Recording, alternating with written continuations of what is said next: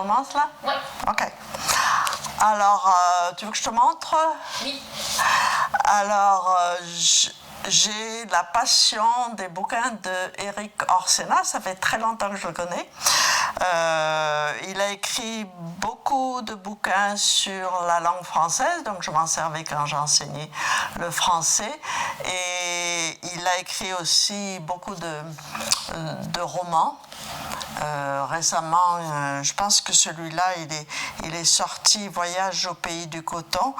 Petit précis de mondialisation, c'est l'histoire du coton, donc ça remonte à des siècles, ça venait d'Asie, ça a traversé, et la dernière partie, c'est le coton industriel et ce que ça coûte, ça finit aux États-Unis d'ailleurs, ce que ça coûte en personne, au point de vue écologique, c'est quand même fascinant parce qu'on dit le coton c'est naturel, c'est un produit naturel, mais quand on s'aperçoit le traitement, il n'y a qu'à regarder les jeans par exemple, et quand c'est le traitement chimique qu'on fait passer, c'est fascinant à lire. Alors je lis Éric Orsena, j'en ai acheté plusieurs, c'est facile, on peut se le procurer à Montréal ou dans n'importe quelle librairie.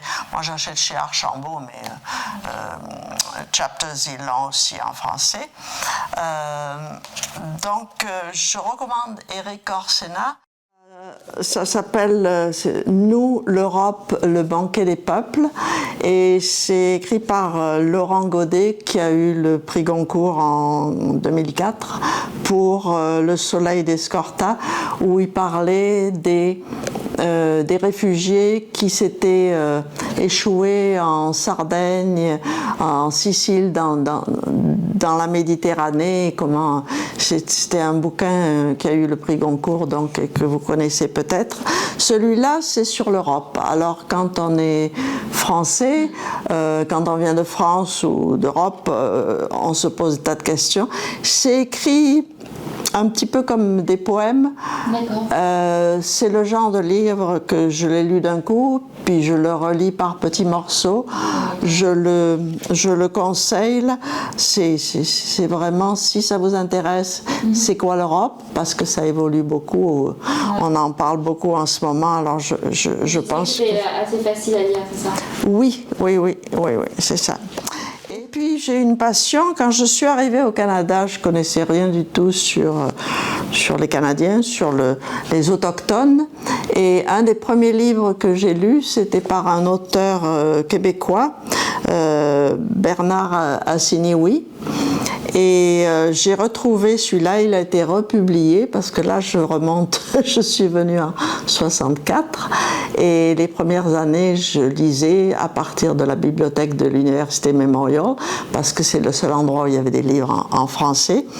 Et ce livre-là, c'est la saga des Béotucs, c'est-à-dire c'est un roman, mais ça raconte les Béotucs dans l'île de Terre-Neuve quand les premiers colons sont arrivés. Alors c'est un roman que j'ai beaucoup aimé et je le conseille. C'est l'histoire d'un jeune Amérindien Béotuc et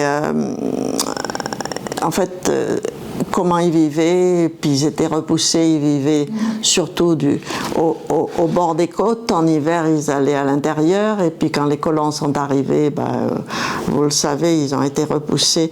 Alors, c'est un très bon roman. Et comme je suis fascinée par tout ce qui touche au Canada et aux générations. Et celui-là, il est sorti l'année dernière.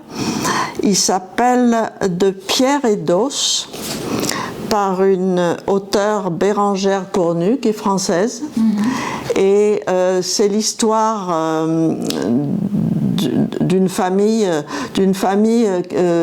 qui vit sur la banquise et à un moment donné elle se retrouve seule et c'est D'ailleurs, si vous regardez, oui, c'est vraiment, elle parle des cultures indigènes, elle parle des conditions extrêmes du climat, puisqu'elle est dans le nord, sur la banquise, et surtout quand elle se retrouve seule, il faut chercher à manger, il faut se protéger des éléments, et c'est très très bien écrit. Il y a toutes sortes de photos à la fin parce que c'est basé sur des recherches.